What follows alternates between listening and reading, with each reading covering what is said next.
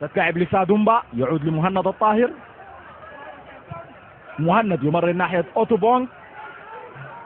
أوتوبونغ محاولة المرور وتهيئة كرة للتسديد. عمر بخيت يعود لمهند. مهند يبحث عن المسار. مسار يسدد في المرمى. مهند الطاهر يفتتح التسجيل للهلال بالهدف الأول من تسديدة قوية من خارج منطقة الجزاء. أتحدث عن المساحة التي يبحث عنها مهند الطاهر للتسديد. إذا بمهند يطلق غزيفة يسارية قوية على يمين حارس النيل الحصحيصة محمد آدم. أعلنت عن مولد أول الأهداف الهلالية وأول أهداف المباراة بعد مرور 8 دقائق من عمر الشوط الثاني. يلعب ناحية سادومبا ومعاوية الأمين. مواجهة خاصة في هذه المباراة بين هذا الثنائي. سادومبا يمر ناحية مهند الطاهر ومحاولة تسديد قوية في المرمى.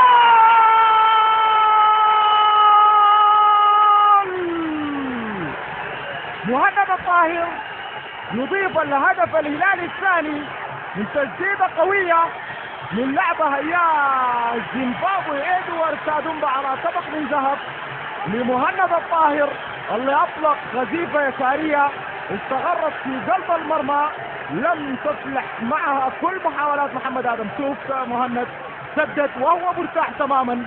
كرة قوية في قلب المرمى. أعلنت عن مولد ثاني أهداف الهلال وثاني أهداف مهند الطاهر في المباراة. تحية لمهند الطاهر من قبل الجماهير الهلالية والجهاز الفني لفريق الهلال.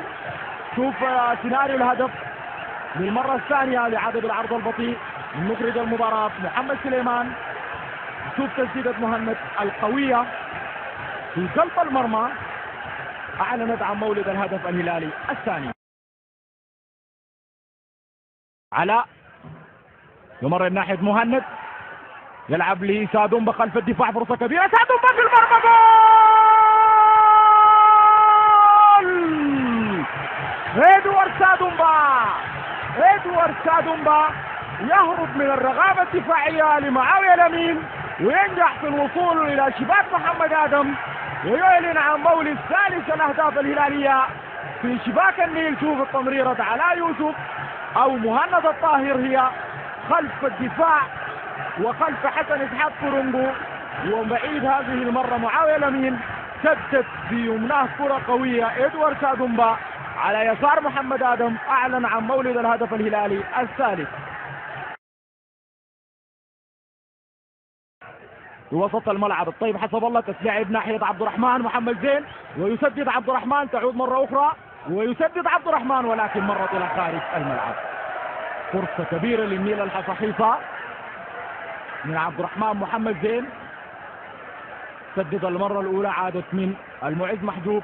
سدد للمرة الثانية وهو في مواجهة المرمى مرت إلى خارج الملعب. شوف عادت لعبد الرحمن مرة أخرى. تضيع فرصة كبيرة للنيل لتغليص الفارق ونحن نلعب في الوقت المحتسب بدل الضائع.